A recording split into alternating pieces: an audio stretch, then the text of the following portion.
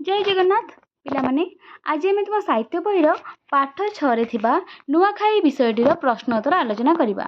तो चलो देखा प्रश्न रे कौन देइछि। देखो पिला माने आस कथा हेबा।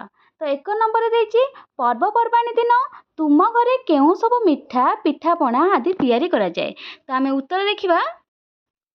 पिला माने उत्तर लिखिबो पर्वपर्वाणी दिन आम घरे आरिसा काकरा मंडा एंडुरी पोड़पिठा मुआ पिठा चकुली लड्डू बुंदिया जिलापी गजा इत्यादि तैयारी करा जाए।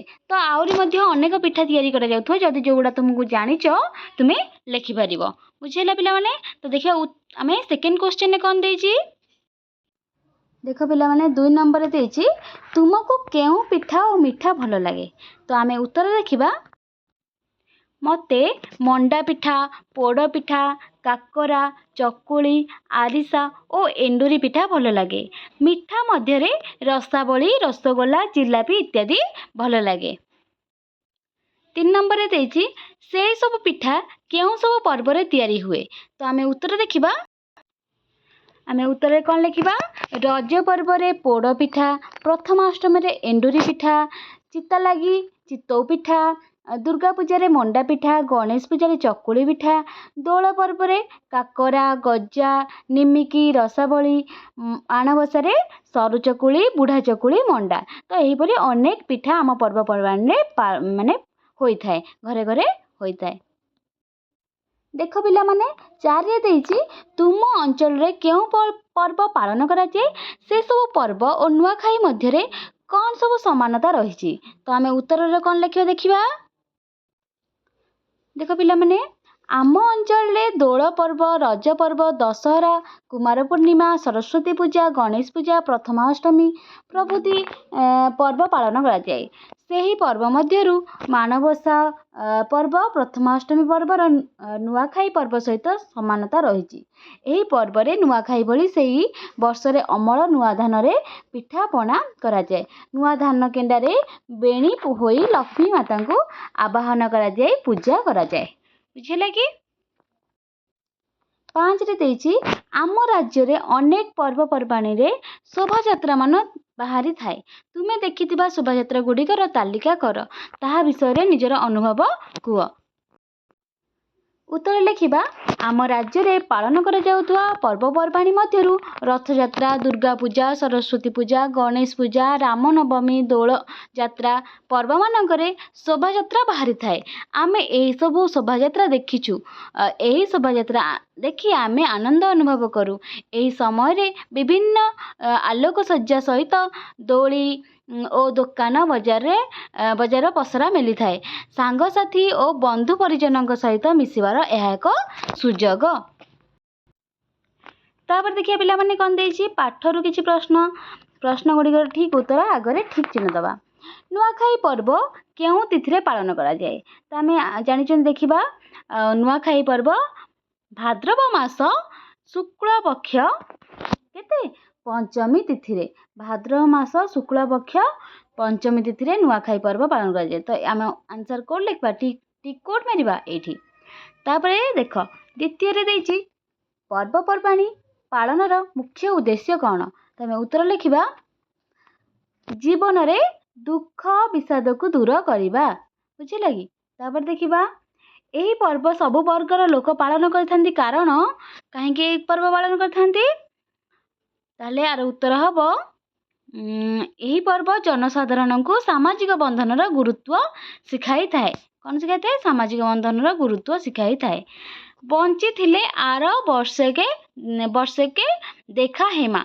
तो आर आंसर हबो बुढ़ा बुढ़ी माने कहिसंती के कहिसंती बुढ़ा बुढ़ी माने कहिसंती। तापर देखो आस उत्तर लिखिबा। 1 नंबर देइछि निम्नलिखित प्रश्न गुड़िकर उत्तर लेख। कर देइछि नुआखाई पर्वर पूर्व दिन केउ पूजा पालन करा जाए।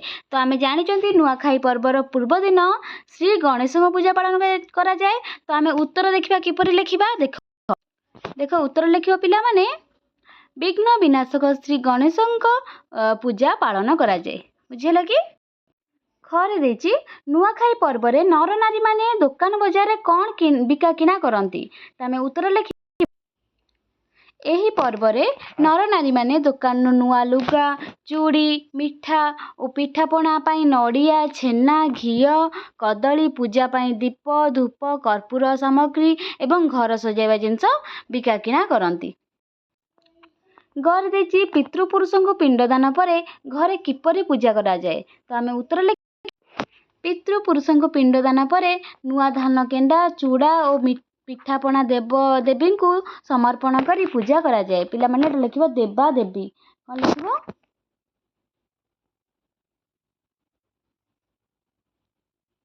ଦେବା ଦେବୀଙ୍କୁ ସମର୍ପଣ କରି ପୂଜା କରାଯାଏ।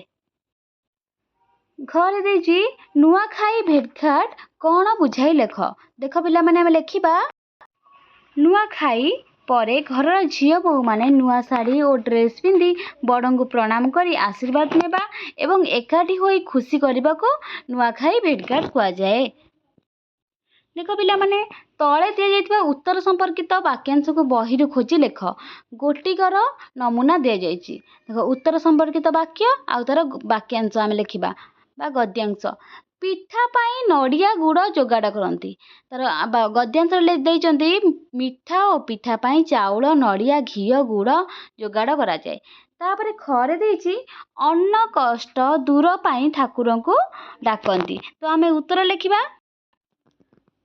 ଖରିଫ ଓ ରବି ଫସଲର ଉତ୍ପାଦନ ବଢ଼ୁ ଏବଂ ଏ ସଂସାରରୁ ଅନ୍ନ କଷ୍ଟ ଦୂର ହେଉ ବୋଲି ଠାକୁରଙ୍କ ପାଖରେ ପ୍ରାର୍ଥନା କରାଯାଏ।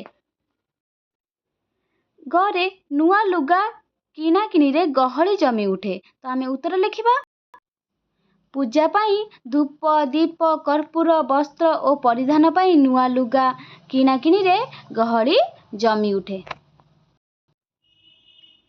ଘରେ ବିଭିନ୍ନ ଭଜନ କୀର୍ତ୍ତନ କରି ନିଜକୁ ଭୁଲି ଯାଆନ୍ତି। ତ ଆମେ ଉତ୍ତର ଲେଖିବା ଘୁମୁରା ନାଚ, ଭଜନ କୀର୍ତ୍ତନ, ନାଟ ତାମସା ଓ ଖିଆପିଆରେ ଲୋକେ ନିଜକୁ ହଜାଇ ଦିଅନ୍ତି। ତାପରେ ଉଁରେ ଦେଇଛି ଘର ଦ୍ୱାର ଲିପାପୋଛା କରନ୍ତି। ତ ଆମେ ଉତ୍ତର ଲେଖିବା ଘରର ମା, ଝିଅ ଓ ବୋହୂମାନେ ଠାକୁର ଘରଠାରୁ ଆରମ୍ଭ କରି ସମସ୍ତ ଘର ଦ୍ୱାର ଦାଣ୍ଡ ପିଣ୍ଡାକୁ ଲିପାପୋଛା କରନ୍ତି। ତାପରେ ଦେଖ ଏଟା ସରିଗଲା। ଭାଷାର କଥା 1 ନମ୍ବର ଦେଇଛି ନିମ୍ନରେ ଦିଆଯାଇଥିବା ବାକ୍ୟ ଗୁଡ଼ିକରେ ରେଖାଙ୍କିତ ଶବ୍ଦ ସ୍ଥାନରେ ନୂତନ ସମାନାର୍ଥବୋଧକ ଶବ୍ଦ ଲେଖି ବାକ୍ୟ ଗୁଡ଼ିକୁ ପୁଣି ଥରେ ଲେଖ। ପିଲାମାନେ ଦେଖ ଏଇ ଯୋଉ ସେ କହୁଛି କି ଏଇ ଯୋଉ କ'ଣ ଦେଇଛି ଆମର ରେଖାଙ୍କିତ ଶବ୍ଦ ଅଛି। ଏଇ ଯୋଉ ରେଖା ଦେଇଛି ସେ ଶବ୍ଦ ଗୁଡ଼ିକ ବଦଳରେ ଆମେ ସେଇ ଅର୍ଥକୁ ବୁଝାଉଥିବା ସମାନ ଅର୍ଥ ବୁଝାଉଥିବା ଆମେ ଗୋଟେ ଶବ୍ଦ ଲେଖିବା। ମାନେ ବସୁମତୀ ଦେଇଛି ତ ବସୁମତୀର ସମାନ ଅର୍ଥ ବୁଝାଉଥିବା ଗୋଟେ ଶବ୍ଦ ଲେଖିବା। ତ ବସୁମତୀଙ୍କୁ କ'ଣ ଦେଇଛି ବସୁମତୀଙ୍କୁ ବର୍ଷର ପ୍ରଥମ ଫସଲର ଭୋଗ କରାଯାଏ। ବସୁମତୀ ମାନେ କ'ଣ? ଆମେ ବସୁଧା କହିପାରିବା, ଧରିତ୍ରୀ କହିପାରିବା। ତ ଲେଖିବା ଧରିତ୍ରୀଙ୍କୁ। କ'ଣ ଲେଖିବା? ଧରିତ୍ରୀଙ୍କୁ। ଏଇଟା ଆନ୍ସର ଲେଖ ପିଲାମାନେ। ଏହାର ଆନ୍ସର ହବ ଧରିତ୍ରୀଙ୍କୁ। କ'ଣ ହବ? ଧରିତ୍ରୀ। ଧରିତ୍ରୀଙ୍କୁ ବର୍ଷର ପ୍ରଥମ ଫସଲର ଭୋଗ କରାଯାଏ। ତାପରେ କ'ଣ ଦେଇଛି ଭାଦ୍ର ମାସ ଶୁକ୍ଳପକ୍ଷ ଚତୁର୍ଥୀ ତିଥିରେ ବିଘ୍ନ ବିନାଶଙ୍କ ପୂଜା କରାଯାଏ। ବିଘ୍ନ ବିନାଶଙ୍କ ଅର୍ଥ କ'ଣ? ବିଘ୍ନ ବିନାଶର ଅର୍ଥ ହେଉଛି ଶ୍ରୀ ଗଣେଶ। ଶ୍ରୀ ଗଣେଶ। ତ ଆମେ ଉତ୍ତର ଲେଖିବା ଶ୍ରୀ ଗଣେଶ। ଶ୍ରୀ ଗଣେଶଙ୍କ ପୂଜା କରାଯାଏ। ବୁଝିଲା କି? ତାପରେ ଘରେ ଦେଇଛି ନବାନ୍ନ ଭକ୍ଷଣ ଉପଲକ୍ଷେ ସମସ୍ତେ ଘର ସଜାସଜିରେ ଲାଗି ପଡ଼ନ୍ତି। ନବାନ୍ନ ଭକ୍ଷଣ ମାନେ ନୂଆଖାଇ। ନୂଆଖାଇ ଏହାର ହବ ନୂଆଖାଇ। ନୂଆଖାଇ।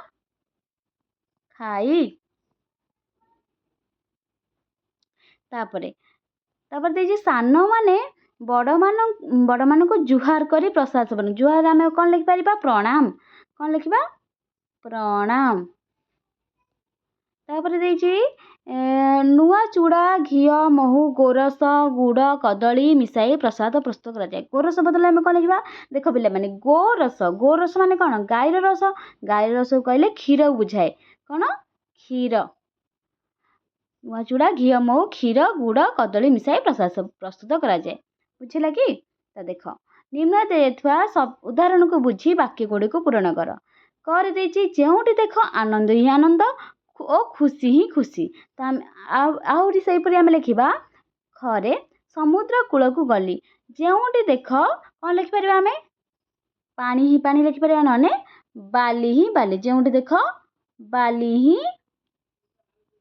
ବାଲି, ଯେଉଁଠି ଦେଖ ବାଲି ହିଁ ବାଲି।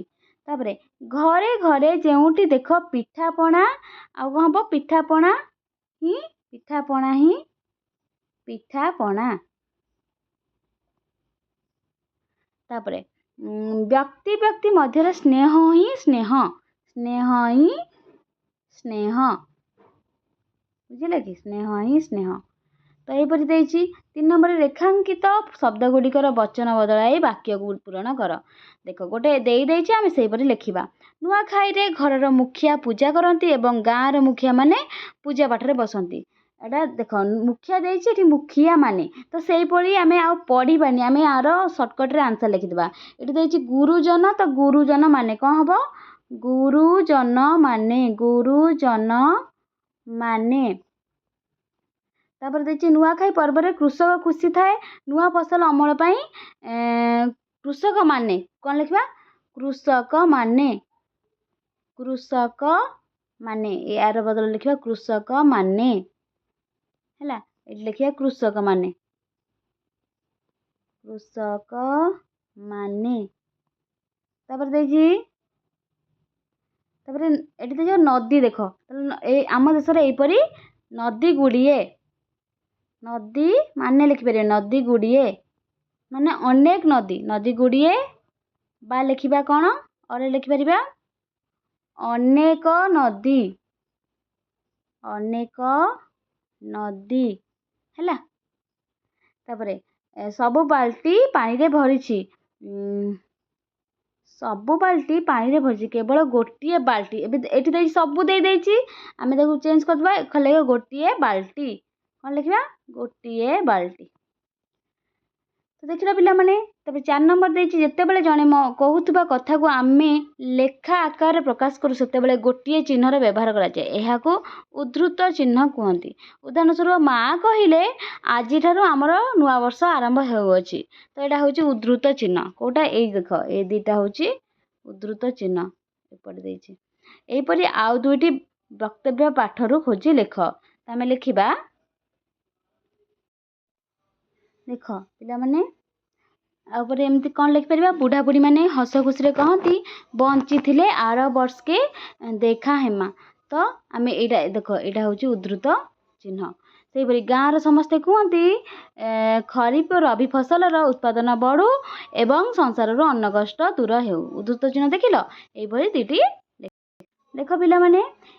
5 ନମ୍ବର ଦେଇଛି, ଏଇ ପାଠରୁ କିଛି ଶବ୍ଦ ଚୟନ କରି ତଳେ ଦିଆଯାଇଛି, ଏଗୁଡ଼ିକୁ ଓଡ଼ିଆ ବର୍ଣ୍ଣମାଳା ଅଭିଧାନ କ୍ରମ ଅନୁସାରେ ସଜାଡ଼ି ଲେଖ। ତେବେ ଆମେ ଅଭିଧାନ କ୍ରମରେ ଲେଖିବା। କ'ଣ ଅଭିଧାନରେ କ'ଣ ଆସେ? ପ୍ରଥମେ ଯେହେତୁ ଆମେ ଯେପରି ଲେଖନ୍ତି, ତ ଅରେ ପ୍ରଥମେ ଯେଉଁ ଶବ୍ଦ ଗୁଡ଼ିକ ଆସିବ, ତ ପୁଣି ଆରେ ଆସିବ, ପୁଣି ହର୍ଷଇରେ ଆସିବ। ସେହିପରି ଆମେ ଦେଖିବା ଏଠାରେ କ'ଣ ପ୍ରଥମେ ଆସିବ। ତ ଦେଖିବା, ଦେଖ ଅରେ କିଛି ଶବ୍ଦ ଅଛି କି?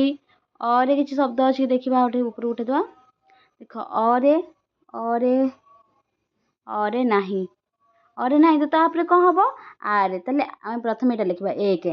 ଆଦିବାସୀଟା ହେଉଛି 1। ତାପରେ ଦେଖିବା ଆଦିବାସୀ ପରେ ହର୍ଷଇ ନାହିଁ, ଦୀର୍ଘଇ ନାହିଁ, ହର୍ଷଉ ନାହିଁ, ଦୀର୍ଘଉ ନାହିଁ, ରୁ ନାହିଁ, ଏ ନାହିଁ, ଐ ନାହିଁ, ଓ ନାହିଁ, ଔ ନାହିଁ।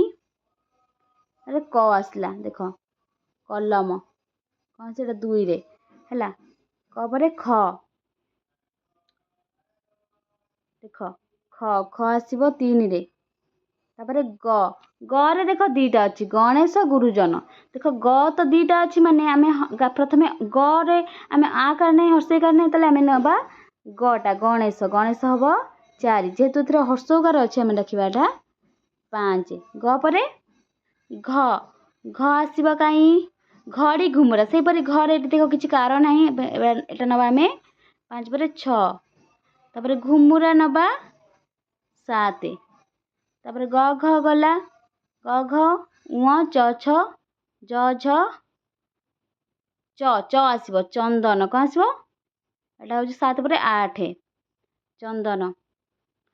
ଚ ଛ ଜ ଝ ନିଅ ଟ ଠ ଡ ଢ ମୂର୍ଧଣ୍ୟ ତ ଥ ଦ ଧ ଦନ୍ତେନ, ଦନ୍ତେନ ଆସିଲା ଦନ୍ତେନ। ତାହେଲେ ଏଟା ହେବ 9।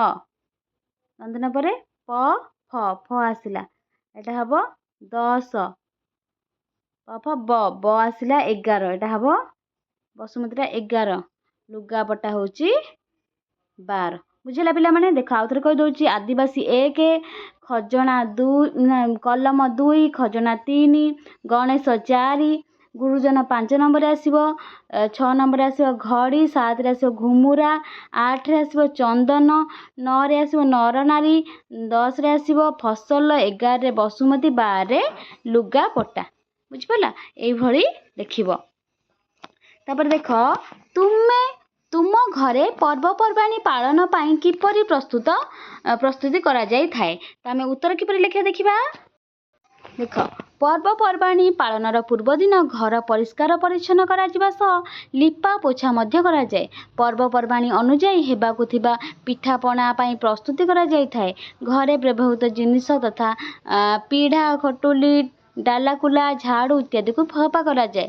ଜିନିଷପତ୍ର ସବୁ ସଜାଡ଼ି ରଖିବା ସହିତ ପୂର୍ବଦିନ ସକାଳୁ, ଏଇଟା ହେବ ପୂର୍ବଦିନ, ସେଇ ପର୍ବଦିନ, ସେଇ ଯେଉଁ ପର୍ବଦିନ ସକାଳୁ ସାଜସଜ୍ଜା କରାଯାଏ। ପରିବାର ସମସ୍ତେ ସେଇଦିନ ସକାଳୁ ଗାଧୋଇ ନୂଆ ଲୁଗା ପରିଧାନ କରି ପୂଜା ସାମଗ୍ରୀ ସଜାଡ଼ି ପୂଜା ପାଇଁ ପ୍ରସ୍ତୁତ ହୁଅନ୍ତି। ତାପରେ ଦେଖ, ତୁମ ଘରେ ପର୍ବପର୍ବାଣୀ ସମୟରେ କିଏ କି କାମ କରିଥାନ୍ତି ତାର ତାଲିକା ପ୍ରସ୍ତୁତ କର। ତ ଆମେ ଦେଖିବା। ଦେଖ, ମା ରୋଷେଇ କରନ୍ତି ଓ ପିଠା ତିଆରି କରନ୍ତି। ବାପା ବଜାରରୁ ସାମଗ୍ରୀ ଆଣନ୍ତି। ବଡ଼ ଭାଇ ବା ଦାଦା ଘର ସଜାଇବାରେ ସାହାଯ୍ୟ କରନ୍ତି। ମୁଁ କ'ଣ କରେ ନା ପୂଜା ସାମଗ୍ରୀ ଦେଇ ବଡ଼କୁ ପ୍ରଣାମ କରେ। ତ ଦେଖିବ, ଆଉ ତମ ଘରେ ଯିଏ ଥିବେ ସେ କ'ଣ କରନ୍ତି ତୁମେ ସେହିପରି ଲେଖିବ। ବୁଝିଲେ କି? ଦେଖ ପିଲାମାନେ, ଦେଖ ଆମ ରାଜ୍ୟର ଲୋକମାନେ ବିଭିନ୍ନ ପର୍ବ ପାଳନ କରିଥାନ୍ତି। ଯେପରି ଭାଦ୍ରବ ମାସ ଶୁକ୍ଳପକ୍ଷ ଚତୁର୍ଥୀରେ ଗଣେଶ ପୂଜା ପାଳନ ହୁଏ, ସେହିପରି ଭାଦ୍ରବ ମାସ କୃଷ୍ଣ ପକ୍ଷରେ ଜନ୍ମାଷ୍ଟମୀ ପାଳନ କରାଯାଏ। ନିମ୍ନରେ ଦିଆଯାଇଥିବା ପର୍ବଗୁଡ଼ିକର ତିଥି ବା ତାରିଖର ସୂଚନା ଦେଖି ପର୍ବ ସହିତ ମିଶାଇବା। ଦେଖ, ଶ୍ରୀକୃଷ୍ଣ ଜନ୍ମ କ'ଣ କେବେ ଲେଖିବା? ଏଟା ହେବ ଭାଦ୍ରବ ମାସ ଶୁକ୍ଳ କୃଷ୍ଣ ଅଷ୍ଟମୀ। ଇଦୁଲ ଫିତର କ'ଣ ହେବ? ରମଜାନ ସରିବା ପରଦିନ। ରଥଯାତ୍ରା ହେଉଛି ଆଷାଢ଼ ଶୁକ୍ଳ ଦ୍ୱିତୀୟା। ରାକ୍ଷୀ ପୂର୍ଣ୍ଣିମା ଶ୍ରାବଣ ପୂର୍ଣ୍ଣିମା। ବଡ଼ଦିନ ହେଉଛି ଡିସେମ୍ବର ମାସ 25 ତାରିଖ। ବୁଝିଲେ? ତାପରେ ଦେଖ, ଏଇ ପାଠରୁ ତୁମକୁ ସବୁଠୁ କ'ଣ ଭଲ ଲାଗିଲା ଆଉ କାହିଁକି? ତ ଆମେ ଦେଖିବା। ଉତ୍ତର ଲେଖିବା। ଏହି ପାଠରୁ ଆମକୁ ନୂଆଖାଇ ପର୍ବର ପାଳନ ଖୁବ୍ ଭଲ ଲାଗିଲା, କାରଣ ଏହି ପର୍ବରେ ପାରିବାରିକ ଏକତା, ନୂଆ ଧାନର ଆନନ୍ଦ ଓ ସାଂସ୍କୃତିକ ଉତ୍ସାହ ଅଧିକ ଭଲ ଲାଗେ। ସମସ୍ତେ ଏକାଠି ହୋଇ ଭୋଜନ କରିବା ଓ ବଡ଼ମାନଙ୍କୁ ପ୍ରଣାମ କରିବା ପରିବାର ସ୍ନେହ ଓ ସମ୍ମାନ ବଢ଼ାଏ। ଲୋକେ ନୂଆ ପୋଷାକ ପିନ୍ଧି ଆନନ୍ଦରେ ପର୍ବପର୍ବାଣୀ ପାଳନ କରନ୍ତି, ଯାହା ଉତ୍ସବକୁ ଅଧିକ ସୁନ୍ଦର କରେ। ଦେଖ ପିଲାମାନେ, ତଳେ ଦିଆଯାଇଥିବା ଉଦାହରଣକୁ ଦେଖି ପରବର୍ତ୍ତୀ କ୍ରମ ପ୍ରସ୍ତୁତ କର। ଦେଖ, ଗହମ ଦେଇଛି, ଗହମରୁ ଅଟା ହୋଇଥାଏ। ତାପରେ ଅଟାରୁ ରୁଟି, ପୁରୀ। ସେମିତି ଦଲିଆରୁ ହାଲୁଆ ହୋଇଥାଏ। କ୍ଷୀରରୁ କ'ଣ ହେଇଥାଏ? କ୍ଷୀରରୁ ଆମେ ଲେଖିପାରିବା ଦହି। କ'ଣ ହେଇଥାଏ? କ୍ଷୀରରୁ ଦହି। ସେ ଯେଉଁ ଦହିରୁ କ'ଣ ହେଇଥାଏ?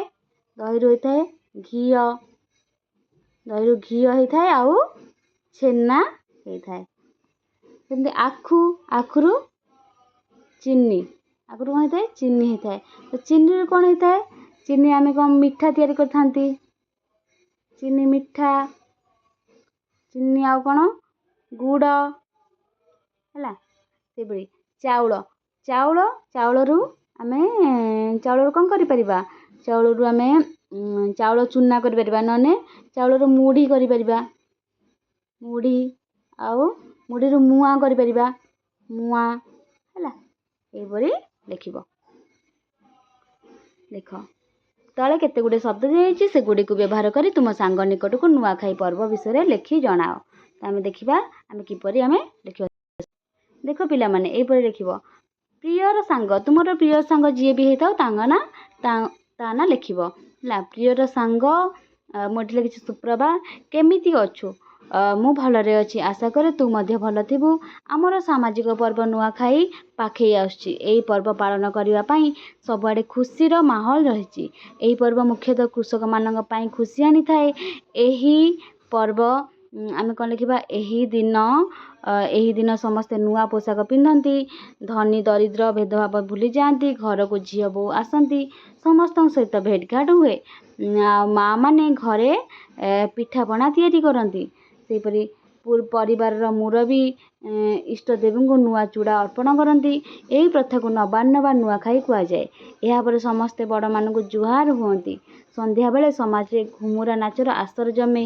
ଏହି ପର୍ବ ଆମର ଧର୍ମ ଓ ସଂସ୍କୃତିର ପରିଚାୟକ। ବଡ଼ମାନେ କୁହନ୍ତି, ବଞ୍ଚିଥିଲେ ଆର ବର୍ଷକେ ଦେଖା ହେମା। ମୁଁ ତତେ ଆମ ଘରକୁ ଆସିବା ପାଇଁ ନିମନ୍ତ୍ରଣ କରୁଛି। ଆମେ ଏକାଠି ବସି ପିଢ଼ା ଉପରେ ଖାଇବା ଅପେକ୍ଷାରେ ରହୁଛି। ଇତି ତୋର ପ୍ରିୟ ବନ୍ଧୁ ସସ୍ମିତା। ତ ତୁମେମାନେ ତୁମ ନାଁ ଲେଖିବ। ତାପରେ ଦେଖ ମୋ କଳାକୃତି। ଏଠାରେ କିଛି ପ୍ରାଣୀଙ୍କ ଚିତ୍ର ଦିଆଯାଇଛି, ଯେଉଁଗୁଡ଼ିକୁ ଶୁଖିଲା ପତ୍ରରେ ପ୍ରସ୍ତୁତ କରାଯାଇଛି। ଏହି ପ୍ରାଣୀ ଗୁଡ଼ିକୁ ଚିହ୍ନ ଓ ପତ୍ର ନେଇ ଏପରି ବିଭିନ୍ନ ପ୍ରକାର ଆକୃତି ତିଆରି କରି ତଳେ ଦିଆଯାଇଥିବା ଖାଲି ସ୍ଥାନରେ ଲଗାଅ। ଦେଖ, ତାପରେ ଦେଖ ପାଠାଗାରରୁ। ଏଠି ଦେଖ ଗୋଟେ ଜିଲ୍ଲାର ନାଁ ଦେଇଛି ବରଗଡ଼। ଆଉ ତାର ଆମର ଦେଖିବା ସଦର ମହକୁମା କେଉଁଠି, ପଡ଼ୋଶୀ ଜିଲ୍ଲା କ'ଣ, ଭାଷା କ'ଣ, ମୁଖ୍ୟ ଫସଲ କ'ଣ। ତ ଏହିପରି ଦେଖ ପିଲାମାନେ, ଏଇଠି ଦେଖ ମ୍ୟାପ୍ ଦେଇଛି। ଜିଲ୍ଲାରେ ଆମେ ଦେଖିପାରିବା ସଦର ମହକୁମା ହେଉଛି ତାର ବରଗଡ଼। କ'ଣ ହେବ? ସଦର ମହକୁମା ହେଉଛି ବରଗଡ଼।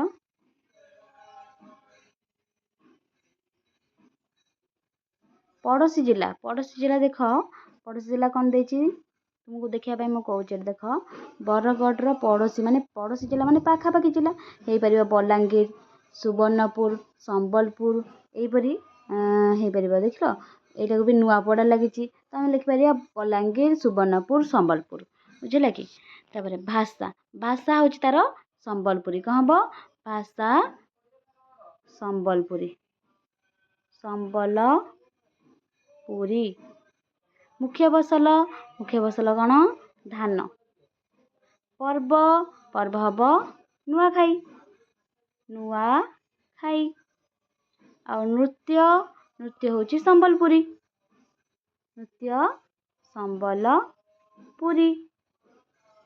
ପୋଷାକ ହେବ ପୁରୁଷ ଲୋକଙ୍କ ପାଇଁ ଧୋତି, ଗାମୁଛା, ଆଉ ସ୍ତ୍ରୀ ଲୋକଙ୍କ ପାଇଁ ଲୁଗା ବା ଶାଢ଼ୀ। କ'ଣ ଲେଖିବା? ଶାଢ଼ୀ। ସ୍ତ୍ରୀ ଲୋକଙ୍କ ପାଇଁ ଶାଢ଼ୀ। ଯାତ୍ରା, କି ଯାତ୍ରା ବେଶୀ ସେଠି ଫେମସ୍? ଧନୁଯାତ୍ରା। ହେବ ଧନୁଯାତ୍ରା। ତ ଏହିପରି ଦେଖିଲେ। ତାପରେ ଦେଇଛି ପହିଲିକୁ ବୁଝି ଲେଖିବା ପାଇଁ କହିଛି। ତ ଏଇଟାକୁ ପଢ଼ିବ। ତ ଦେଖ, ମୁଁ ଏଇଟା ଖାଲି ତାର ଆନ୍ସର୍ ଦେଇଦେଉଛି। କ୍ଷୀରବାଲା ସେଇ 5 ଲିଟର କ୍ଷୀର କିପରି ଦେଇଥିବ? ଏବେ ତୁମେ କୁହ। ମଞ୍ଜୁ ତାର ସାଙ୍ଗମାନଙ୍କୁ ଉତ୍ତରରେ କ'ଣ କହିଥିବ? ତ ଆମେ ଲେଖିବା, କ୍ଷୀରବାଲା ତାର 4 ଲିଟରିଆ ମାପରେ ଗୋଟିଏ ଥର କ୍ଷୀର ଆଣି 3 ଲିଟରିଆ ପାତ୍ରରେ ଢାଳିଲା। ଯେତେବେଳେ ଏହି 3 ଲିଟରିଆ ପାତ୍ରଟି ପୂର୍ଣ୍ଣ ହେଲା, ସେତେବେଳେ 4 ଲିଟରିଆ ପାତ୍ରରେ କିଛି କ୍ଷୀର ବଳି ପଡ଼ିଲା, ଯାହାକି 1 ଲିଟର ପରିମାଣର। କ୍ଷୀରବାଲା ଏହି 1 ଲିଟର କ୍ଷୀରକୁ ମଞ୍ଜୁ ପାତ୍ରରେ ରଖିଲା। ପରେ ସେହି କ୍ଷୀରବାଲା ପୁନଶ୍ଚ 4 ଲିଟରିଆ ମାପ ପାତ୍ରରେ ପୂର୍ଣ୍ଣ କ୍ଷୀର ଆଣି ମଞ୍ଜୁ ପାତ୍ରରେ ରଖିଲା। ତେବେ ବର୍ତ୍ତମାନ ମଞ୍ଜୁର ପୂର୍ବ କ୍ଷୀର ଏବଂ ଦ୍ୱିତୀୟ କ୍ଷୀର ମିଶି 5 ଲିଟର ହେଲା। ତ ପିଲାମାନେ ଦେଖ, ଏତିକି ଥିଲା ତାର ପ୍ରଶ୍ନ ଉତ୍ତର। ତୁମମାନଙ୍କୁ ଯଦି ଏଇ ଭିଡ଼ିଓଟି ଭଲ ଲାଗିଥାଏ ତାହେଲେ ନିହାତି ଭାବରେ କମେଣ୍ଟରେ କହିବ। ଆଉ ଆଗକୁ ମଧ୍ୟ ଏହିପରି ଭଲ ଭଲ ଭିଡ଼ିଓ ଆଣିବି, ଆଉ କ୍ୱେଶ୍ଚିନ୍ ଆନ୍ସର୍ ଭିଡ଼ିଓ ଆଣିବି। ଆଉ ଆଜି ହେଉଛି ଏତିକି। ବୁଝିଲା ପିଲାମାନେ? ଆଉ କିଏ କେଉଁ ଡିଷ୍ଟ୍ରିକ୍ଟରୁ ଦେଖୁଛ ମୋତେ କମେଣ୍ଟ ସେକ୍ସନ୍ରେ କହିବ।